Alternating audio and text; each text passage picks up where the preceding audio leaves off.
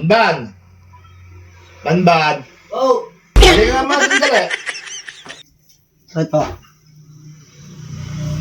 Pakainin mga muna yung tuta natin. Kanina ko pa pinapakain yun eh. Hindi po. Ay!